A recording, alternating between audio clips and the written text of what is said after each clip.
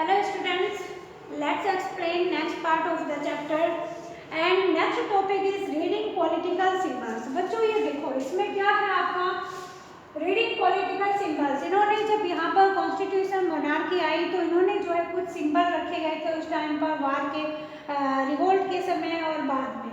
ठीक है, ये सिंबल्स कौन से हैं आपके? The broken chain. ये जो इन्होंने ब्रोकन चेन दिखाई गई है ये क्या है? ये आज़ादी का प्रतीक है, यानी कि उनकी जो बेड़ियां हैं, बेड़िया मतलब जो वो दास थे, दास का मतलब ये है कि राजा जो कहता था वही जनता को करना पड़ता था, तो वो चेन जो है वो क्या हो गई थी? खत्म हो गई थी, तो टूट गई थी। Chains were used to fetter slaves. जो दास थे वो चेन पहना करते थे। इन्होंने क्या दिखाया है? A broken chain stand for the act of becoming free, यानी कि अब वो आज़ाद हो गए थे। फिर आपका द बंडल ऑफ रोड्स और phases. One road can be easily broken. अभी आपको पता है, ये हम भी जानते हैं, आपने भी एक कहानी सुनी होगी कि एकता में शक्ति होती है ना। उसमें क्या होता है, कहानी थी कि उसमें एक जो व्यक्ति था उसके बच्चे जो है वो लड़ा करते थे, आपस में फाइट करते थे, और फाइट से परेशान होकर के उस व्यक्ति ने अपने बेटों को जो है क्या किया, पहले एक एक स्टिक दी तोड़ने के लिए। सारे बच्चों ने अलग अलग जो है सबने एक एक स्टिक तोड़ दी। फिर उसने क्या किया, बहुत सारे स्टिक को इकट्ठा करके बंडल बना करके जो है अपने बच्चों को दिया कि अब तोड़ो। लेकिन बच्चों से वो स्टिक का जो बंडल था वो तोड़ा नहीं गया। कहने का मीन्स ये है, वो किस लिए किया था? उसने अपने बच्चों को एकता सिखाने के लिए कि जैसे जब तुम जो है इकट्ठा रहोगे तो कोई भी व्यक्ति आपको जो है परेशान नहीं कर पाएगा, एकता में बल होता है। वही यहाँ पर इन्होंने दिखाया गया है, बंडल दिखाया है इन्होंने। One road can be easily broken. One road को, वन स्टिक को कोई भी आसानी से तोड़ सकता है, but not the entire bundle. लेकिन पूरे बंडल को तोड़ा नहीं जा सकता है। Strength lies in unity. शक्ति जो है वो किस में होती है? एकता में होती है, यानी कि एकता में बल होता है।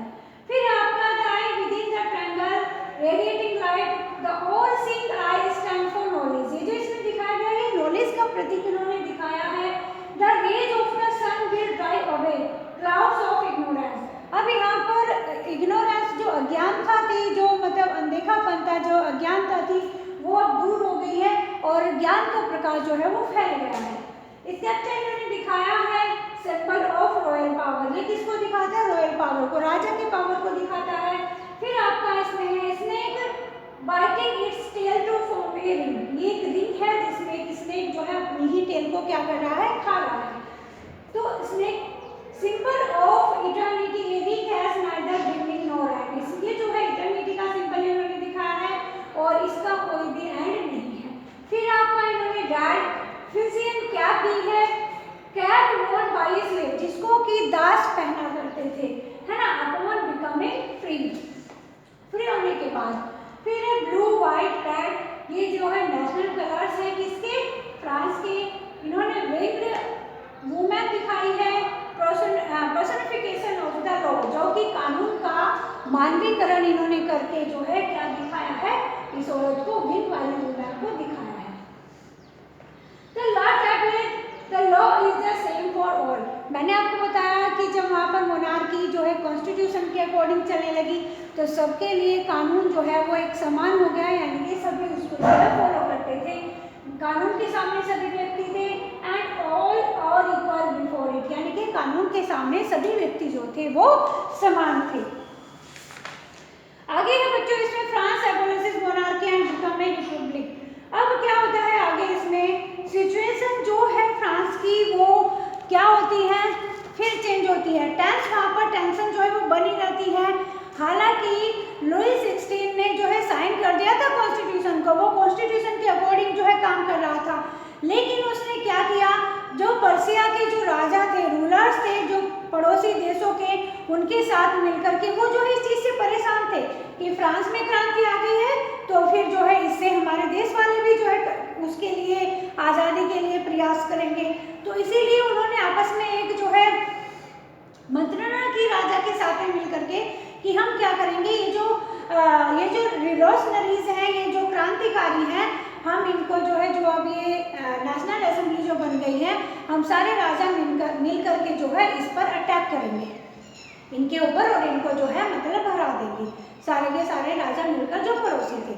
अब इससे कि पहले कुछ ये करते, उससे पहले ही इसकी पता चल गया, जो नेशनल असेंबली में जो मेंबर्स थे, रेवोल्यूशनरीज जो थे, उनको इस मैटर का पता चल गया और इन्होंने क्या किया, इन्होंने लोगों को गैदर किया, अपनी जो है एक इन्होंने सेना बनाई, स्वयं सेवी उसमें वॉलंटियर्स जो थे वो लड़ने के लिए तैयार हुए और इन्होंने इकट्ठा होकर के सारे जो पर्शिया और ऑस्ट्रिया के जो राजा थे उन पर क्या कर दिया, अटैक कर दिया। और यहाँ पर क्या होता है बच्चों, इन्होंने लोगों को इकट्ठा करने के लिए एक वहाँ पर इन्होंने जो है सॉन्ग भी, जैसे पैट्रियोटिज्म के जो सॉन्ग होते हैं, जैसे हमारा देश जब आज़ाद हुआ था तो बहुत सारे सॉन्ग जो है क्या हुए थे, देशभक्ति के सॉन्ग उस समय पर बनाए गए थे, जैसे आपका वंदे मातरम है, जनगण मन और ये जो सारे जहाँ से अच्छा हिंदुस्तान हमारा, इस तरह से जैसे यहाँ पर बनाए गए थे, वहाँ पर भी लोगों में क्रांति का मतलब जो है ओज बढ़ने के लिए वहाँ पर भी जो है एक उन्होंने जो है क्या बनाया था, एक सॉन्ग बनाया था जिसको का नाम क्या है, Mercedes as they march into Paris. जब हम सारे के सारे लोग वॉलंटियर्स इकट्ठे होकर के जब वर्साइल्स की तरफ जा रहे थे, सॉरी पेरिस की तरफ जा रहे थे, तब उन्होंने मर्सिडीज नाम का ये सॉन्ग जो था वो गाया था।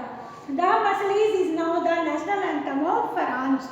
अब ये जो मर्सिडीज है, ये जो सॉन्ग था, ये फ्रांस का नेशनल एंथम है। The revolutionaries wars brought losses the economic difficulties to the people। अब रेवोल्यूशनरीज वार तो हुई, लेकिन बच्चों कोई भी वार होती है तो उस वार हम लड़ने के लिए तैयार तो हो जाते हैं, वार तो शुरू हो जाती है, लेकिन जो इफेक्ट होता है वार का, जो प्रभाव होता है, उससे जो आम जनता होती है वो बहुत ज़्यादा क्या हो जाती है, परेशान हो जाती है, प्राइस और ज़्यादा हाई हो जाते हैं, स्थिति जो है क्रिटिकल हो जाती है। आम जनता को इस सारी चीज़ों को क्या करना पड़ता है, फेस करना पड़ता है, और वही जो है इसी से आर्थिक डिफिकल्टीज जो है वो आती है, चाहे वो वार किसी भी समय पे हो, किसी भी देश में हो, ठीक है। तो ऐसा ही वहाँ पर हुआ, while the man were away fighting to the front. जब आदमी लड़ने के लिए फ्रंट पर थे तो औरतों को क्या करना पड़ता था, जो लिविंग, भाई बच्चों को तो पालना था उनको, उनके जो आदमी हैं, उनके जो हस्बैंड लोग हैं, वो क्या करने के लिए गए हैं, वो लड़ने के लिए गए हैं। तो औरतों को क्या करना पड़ता था, लिविंग ऑफ अर्निंग मतलब करनी पड़ती थी उनको अपनी जीविका चलाने के लिए, ठीक है, and looking after their families, और अपने परिवार को देखने की जो सारी जिम्मेदारी थी वो औरतों पर आ गई। Large section of the population were convinced that the revolution had to be carried further as the Constitution of 1791 gave political right only to richer sections of the society। कुछ लोग ये चाहते थे, लार्ज सेक्शन यानी कि population का एक बड़ा भाग जो था वो ये चाहता था कि जो रेवोल्यूशनरी वार्स हैं वो आगे चलती रहे, क्योंकि ये जो कॉन्स्टिट्यूशन में भी क्या हुआ है कि इसमें भी रिचर सेक्शन जो था उन्हीं को राइट टू वोट दिया गया। वोट डालने का अधिकार जो है अभी भी अमीर लोगों के पास ही था, जिनके पास प्रॉपर्टी थी।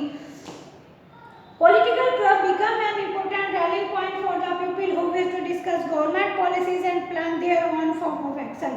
और उस समय पर मैंने आपको पहले भी बताया था जैकोबिन क्लब बनते थे। अब जो इन्होंने पॉलिटिकल क्लब बनाए और उन पॉलिटिकल क्लब में ये क्या करते थे, लोग इकट्ठे होकर के डिस्कस किया करते थे सरकार की पॉलिसीज के बारे में, सरकार के प्लान्स के बारे में। The most successful of these club was that of the Jacobins, और उसमें सबसे मोस्ट जो सक्सेस क्लब था वो आपका कौन सा था, जैकोबिन था। और आगे चलकर के औरतों ने भी ये जो नाम रखा गया था इसका, ये वहाँ के सेंट जैकोब के ऊपर रखा गया था। और आगे चलकर के जो औरतें थी उन्होंने भी अपने जो है इस तरह के क्लब बनाने शुरू कर दिए थे। The members of the Jacobin club belonged mainly to the less prosperous section of society। जो जैकोबिन क्लब के जो मेंबर हुआ करते थे वो जो है ज़्यादा रिचर पीपल नहीं थे, ज़्यादा जो है अमीर लोग नहीं थे, वो जो है कम प्रोस्पेरियस लोगों की सोसाइटी थी। दे इंक्लूडेड स्मॉल, इसमें कौन कौन से लोग थे जैकोबिन क्लब में, स्मॉल शॉपकीपर, आर्टिसंस जैसे कि shoemaker, pastry cook, watchmaker, printers as well as servant and daily basis worker. Their leader was Maximilian Robespierre, और इनका ही जो लीडर था वो कौन था, वो मैक्सिमिलियन रॉब्सपायरी था। A large group among the Jacobin decided to start wearing long striped trousers similar to those worn by the dock worker। इन्होंने क्या किया बच्चों, इन्होंने अपने आप को डिफरेंट दिखाने के लिए इन्होंने अलग तरह की ड्रेसेस जो है वो पहननी शुरू कर दी थी। देखो इसमें दिखाया गया है, ये स्ट्राइप वाली जो पैंट है ये दिखाई गई है, ये वो पहना करते थे। किससे दिखने के लिए, अमीर जो लोग थे सोसाइटी के, रिचर सेक्शन जो थे, उनसे अलग दिखने के लिए इन्होंने जैसे डॉक वर्कर पहना करते थे वो वाली पैंट इन्होंने पहननी शुरू कर दी थी। क्योंकि जो रिचर सेक्शन था वो क्या पहनते थे, वो नी ब्रीचेस पहनते थे, जो घुटनों से नीचे तक की थोड़ा पैंट होती है, हाफ पैंट जिसको हम पहनते बोलते हैं, या फिर कैप्री आम भाषा में हम बोलते हैं। तो इस तरह के कौन पहनता था, वो पहनते थे रिचर सेक्शन। तो रिचर सेक्शन से अलग दिखने के लिए इन्होंने जो है अपनी ड्रेस जो है वो बना ली थी। इसमें जो है दिखाया गया है, पैंट दिखाई गई है, और फिर ये क्या पहना करते थे, एक कैप भी पहना करते थे। The Jacob came to be known as the sons, और जिसका मतलब है दोज विदाउट नी ब्रेसेस। इन्होंने अपने आप को क्या नाम दिया, सन्स, जिसका लिटरेरी मीनिंग क्या है कि वो व्यक्ति जो नी ब्रेसेस